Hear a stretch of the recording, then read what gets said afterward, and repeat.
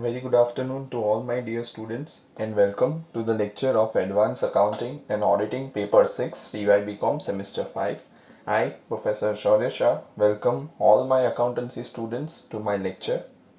Dear students, in the last lecture we solved long sum and short sums of March-April 2018, right?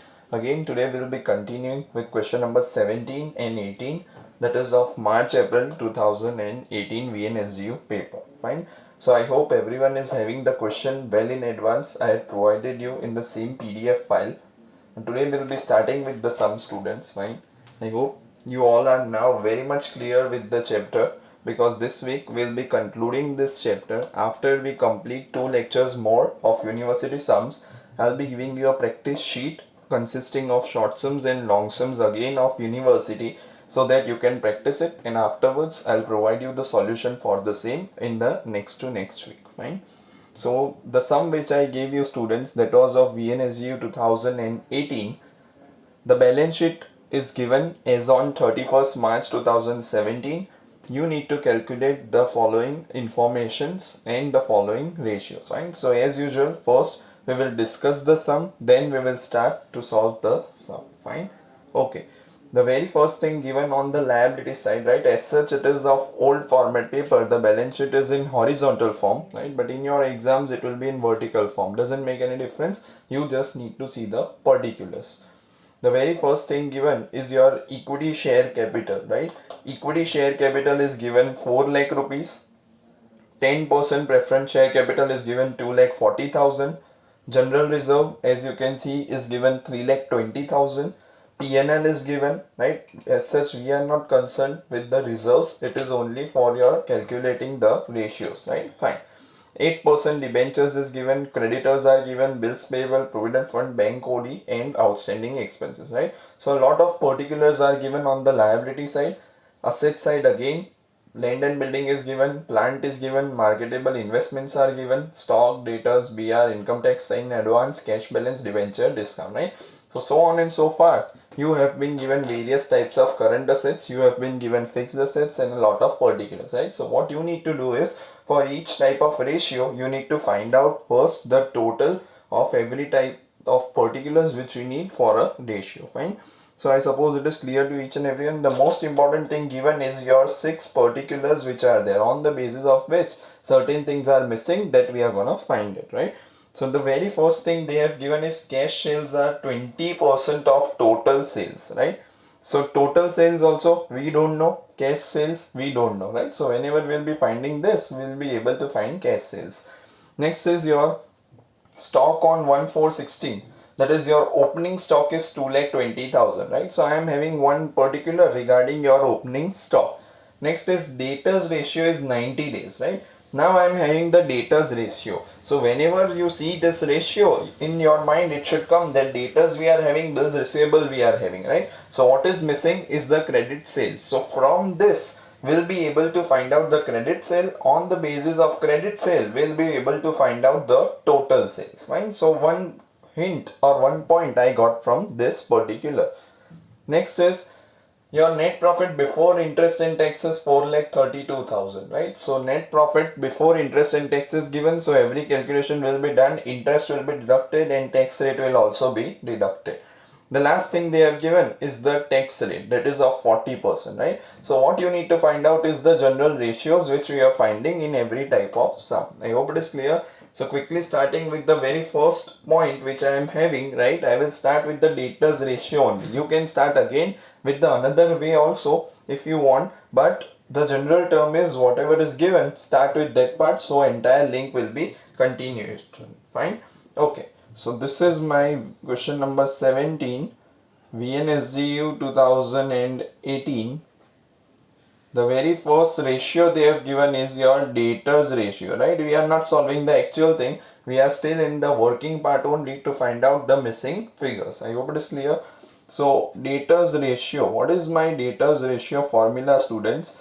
Debtors ratio is equals to debtors plus bills receivable divided by credit sales into number of days in a year, right? Here it is clearly given that 360 days are there. So 360 days, is it clear, all of you?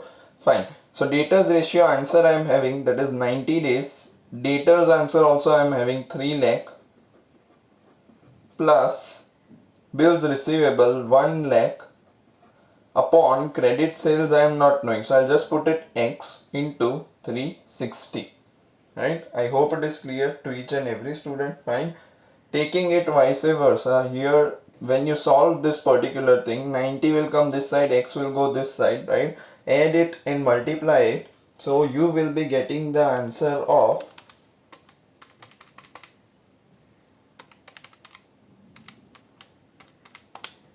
So you will be getting the answer of 16 lakh students, right? I hope you are also getting the same answer. So 16 lakh is my credit sales. Hope it's clear to each and every student, right? So 16 lakh is my credit sales, the very first thing we have calculated, right? Is it clear, all of you? Fine. Now the next part after you calculate the credit sale is to find out the total sales, right? As I told you, on the basis of this. So if my cash sales are 20%, so my credit sales will be 80%. Agree? So if my 80%, right, so you can put up in your equation, if 80 is 16 lakh, then how much 100 will be, right? Because your total will always be 100%. So how much my 100 will be? Will give me the answer of sales is equals to total sales is equals to 100 into 16 lakh divided by 80, right? So it will give me the answer of 20 lakh rupees is my total sales.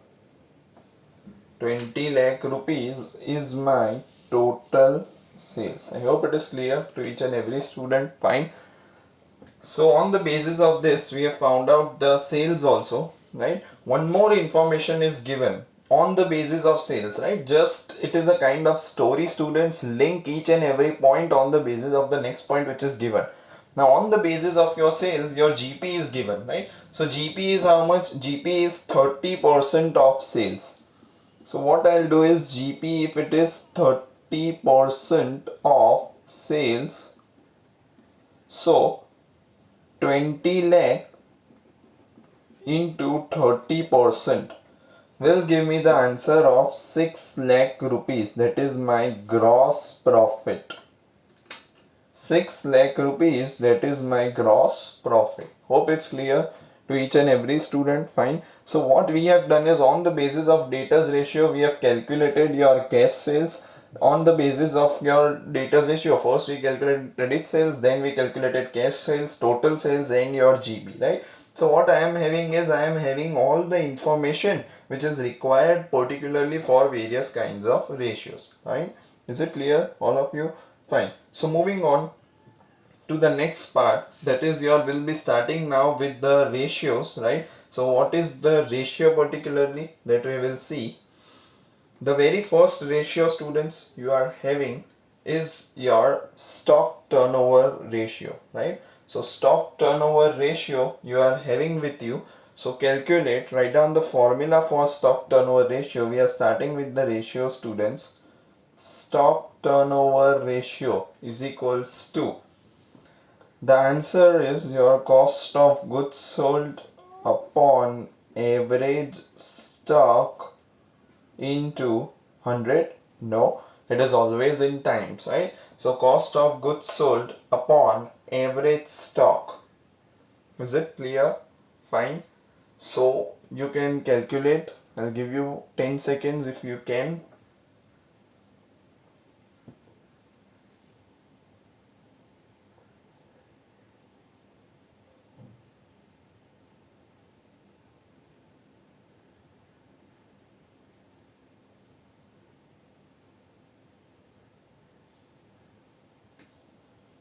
I hope it is done, all the students, right? How you can find cost of goods sold, right? Cost of goods sold is nowhere given in the sum.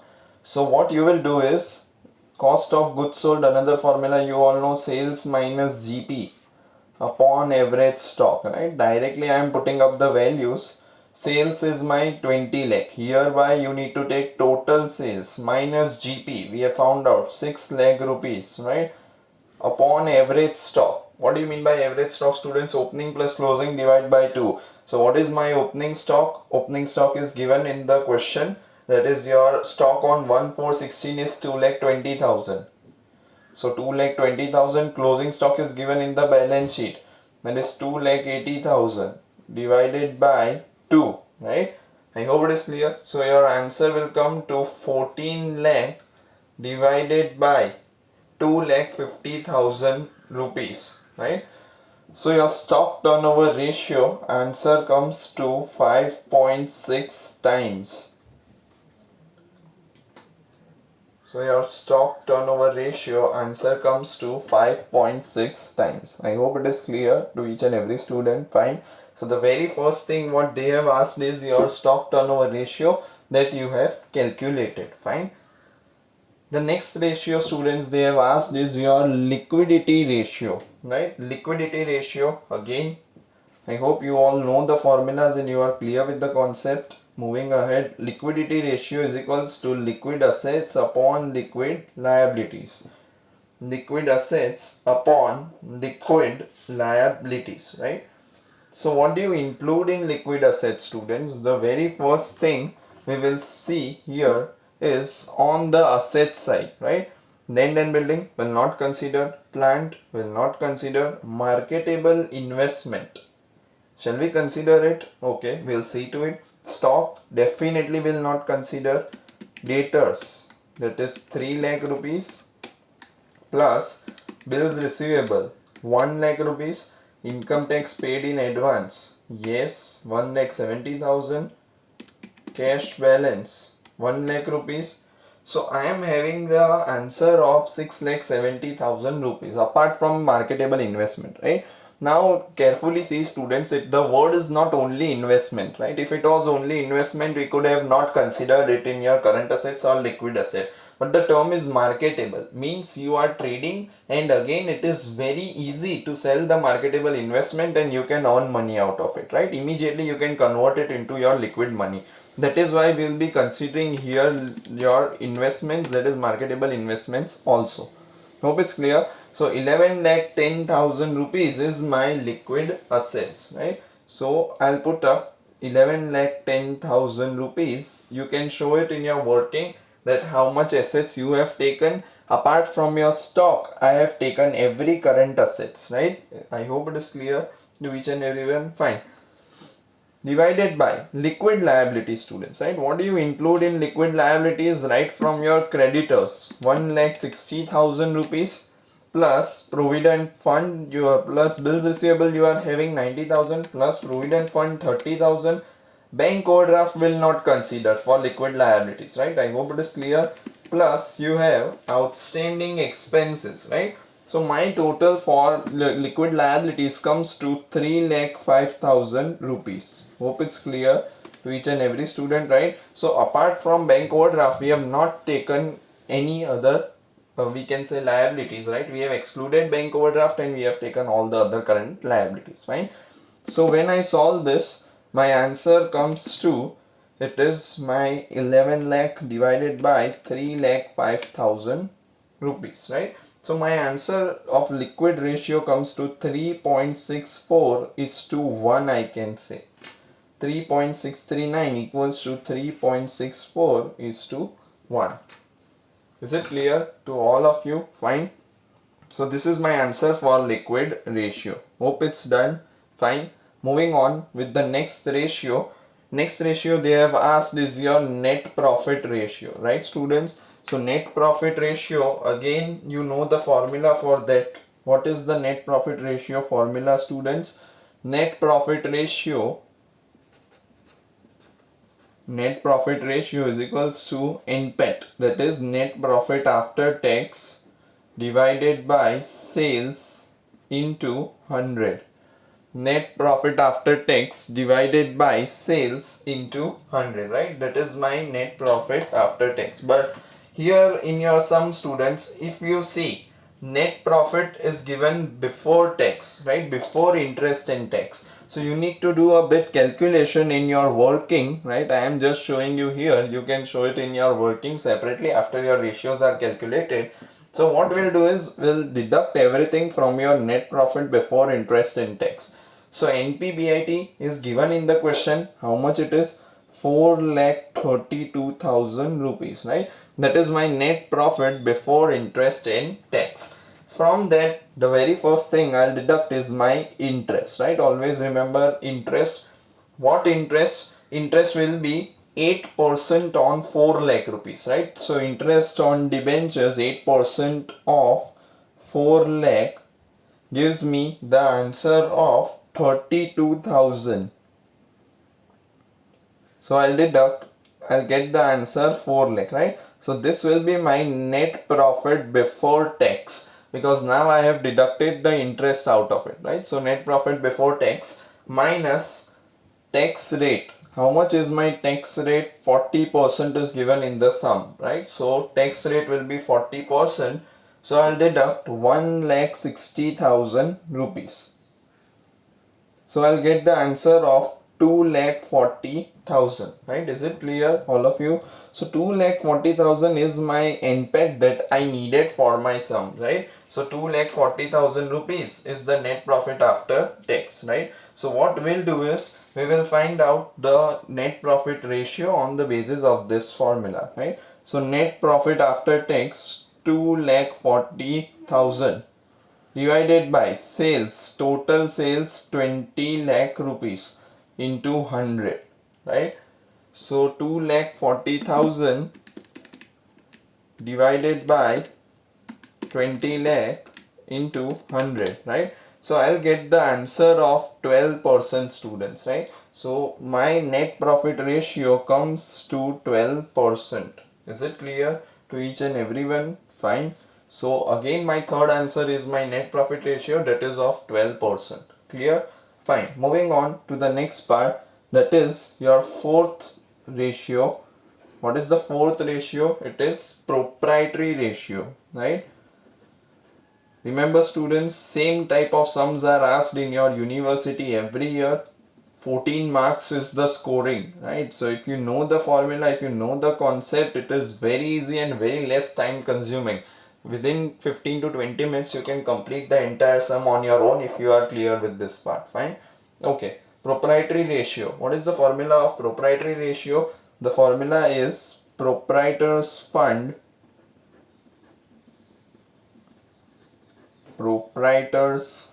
divided by proprietors funds divided by your total assets, right?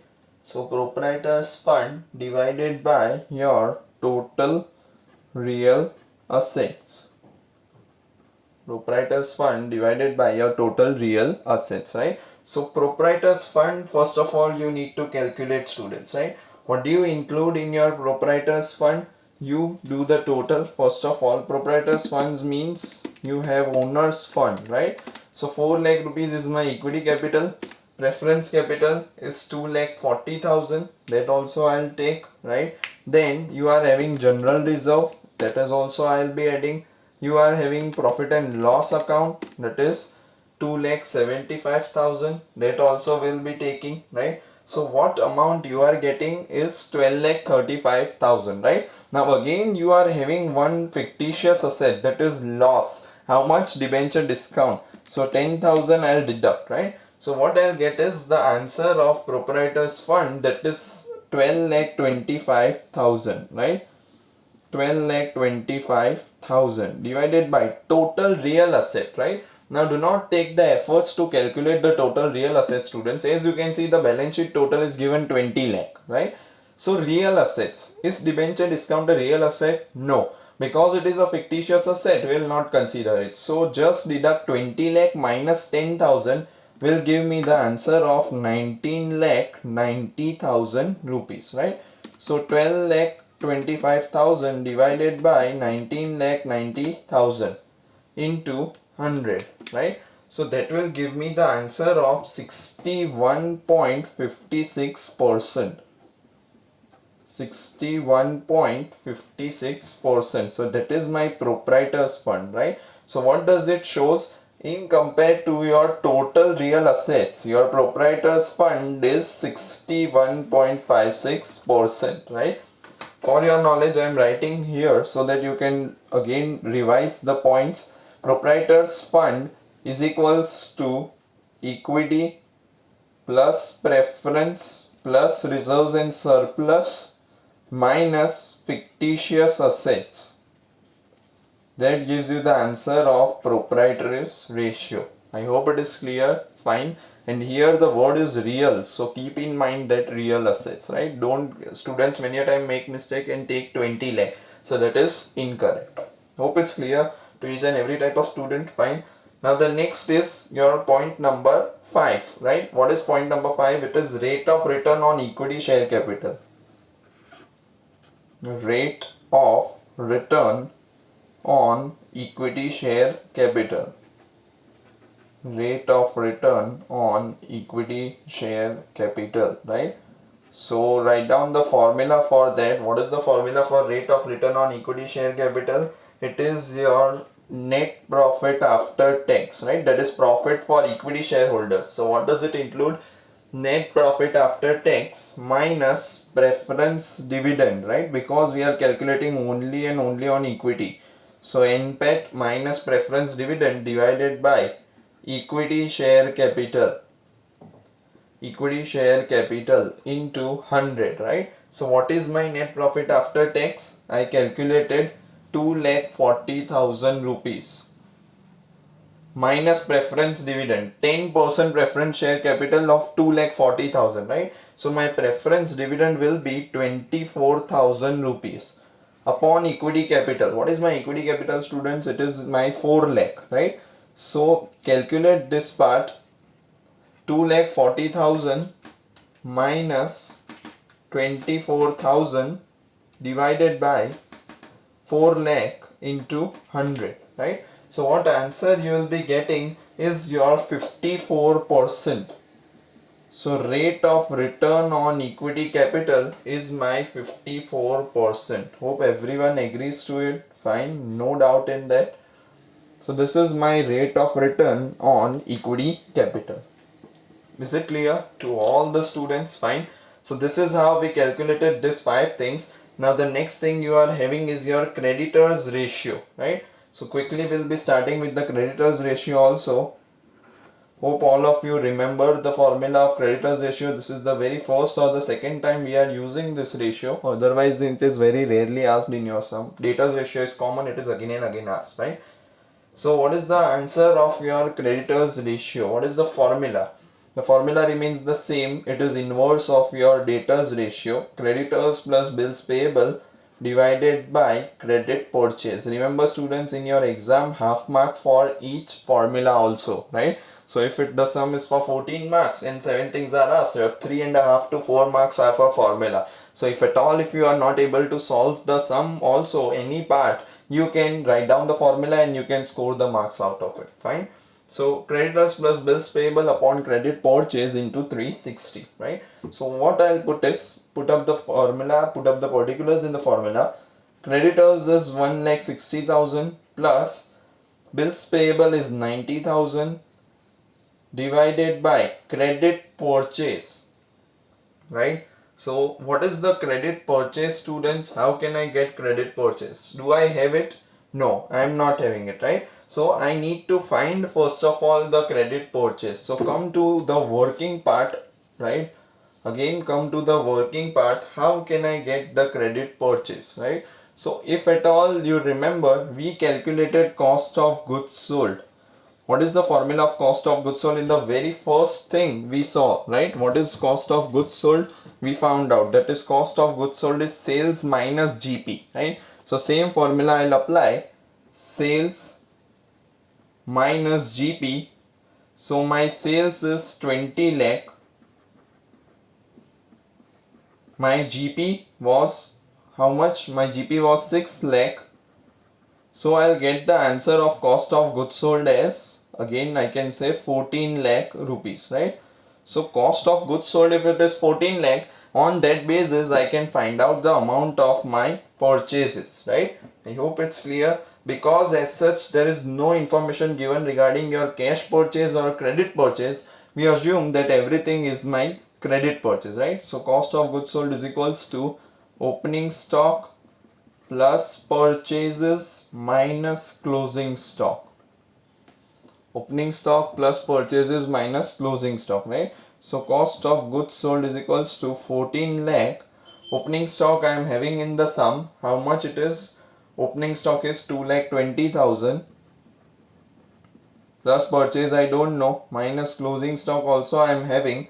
My closing stock is 2 lakh 80,000, right?